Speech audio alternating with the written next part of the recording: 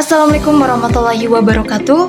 Perkenalkan, nama saya Rini Fajaryanti, mahasiswa Fakultas Ekonomi dan Bisnis, Prodi Manajemen. Dalam video kali ini, saya akan membahas materi tentang perkembangan karir.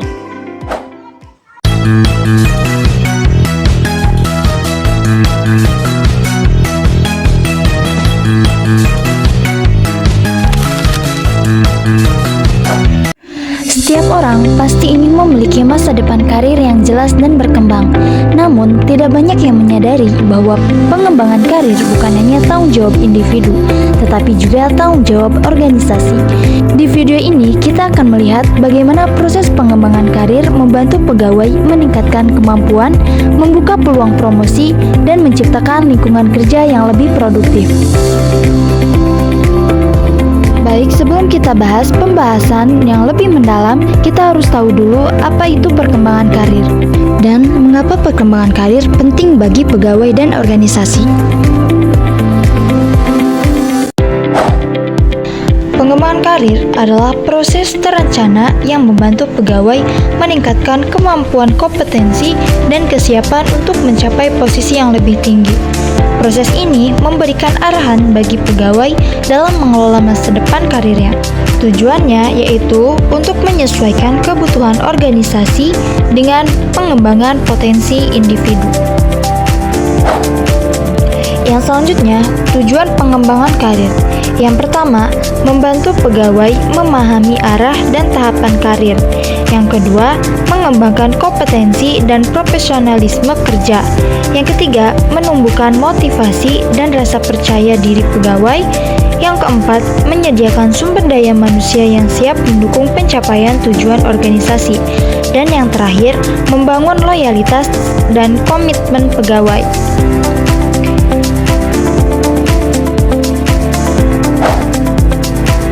Manfaat pengembangan karir untuk pegawai dan organisasi. Yang pertama, bagi pegawai, yaitu memiliki kejelasan arah dan tujuan karir. Yang kedua, meningkatkan kemampuan dan peluang promosi. Yang ketiga, mendapat pengalaman dan pengetahuan baru. Nah, bagi organisasi, yaitu manfaatnya yang pertama, sumber daya manusia yang lebih kompeten dan produktif. Yang kedua, kinerja organisasi meningkat. Dan yang terakhir, turnover berkurang karena pegawai lebih puas. Yang selanjutnya, faktor-faktor penentu pengembangan karir. Yang pertama, kompetensi individu, seperti kemampuan, pengalaman, ataupun keterampilan. Yang kedua, motivasi pribadi atau keinginan berkembang dan tujuan pribadi. Yang ketiga, dukungan organisasi, yaitu pelatihan, fasilitas, dan bimbingan. Yang keempat, kesempatan promosi, yaitu ketersediaan jenjang karir. Dan yang terakhir, penilaian kinerja, yaitu objektivitas dalam menilai kepuasan pegawai. Yang selanjutnya, komponen utama pengembangan karir yang efektif, yaitu sistem promosi, seperti produser karir yang jelas, adil, dan transparan. Yang kedua, perencanaan karir, yaitu menentukan langkah, strategi, dan tujuan. Yang ketiga, pelatihan dan pendidikan, yaitu meningkatkan pengetahuan teknis dan soft skill. Yang keempat, monitoring dan coaching, yaitu bimbingan langsung dari yang lebih berpengalaman. Dan yang terakhir, rotasi jabatan, yaitu memperluas wawasan dan pengalaman kerja.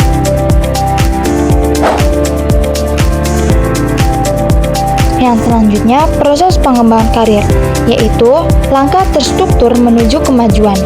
Yang pertama, penilaian diri, yaitu pegawai mengidentifikasi minat dan kekuatan diri. Yang kedua, analisis organisasi, yaitu menilai kebutuhan kompetensi dan posisi. Yang ketiga, perencanaan karir, yaitu menentukan langkah pengembangan diri.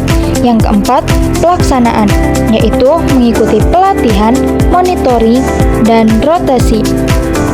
Dan yang terakhir, evaluasi, yaitu menilai perkembangan kompetensi dan kesiapan karir. Poin selanjutnya adalah strategi pengembangan karir bagi pegawai, yaitu langkah praktis untuk mempercepat pertumbuhan karir dan peningkatan kompetensi. Yang pertama, menetapkan tujuan karir jangka pendek dan jangka panjang. Yang kedua, mengikuti pelatihan sesuai kebutuhan. Yang ketiga, membuka diri terhadap pengalaman baru.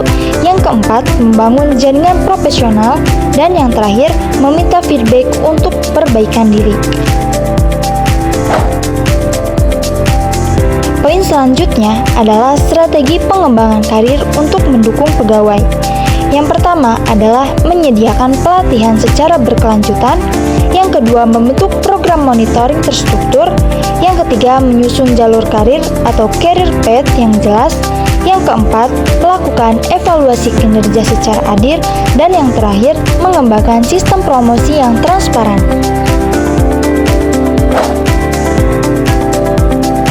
Poin selanjutnya adalah hambatan umum dalam pengembangan karir, yaitu identifikasi dan fokus. Yang pertama, minimnya akses pelatihan. Yang kedua, kurangnya dukungan atasan. Yang ketiga, sistem promosi tidak jelas. Yang keempat, tidak ada peta karir yang pasti. Dan terakhir, penilaian kinerja yang tidak konsisten. Strategi praktis mengatasi hambatan pengembangan karir.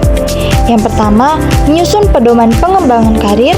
Yang kedua, memberikan pelatihan yang merata, meningkatkan komunikasi antara pegawai dan manajemen, menetapkan sistem evaluasi yang objektif, dan membuka akses informasi promosi dan peluang karir. Selanjutnya, saya juga akan menjelaskan tentang dampak positif pengembangan karir bagi organisasi.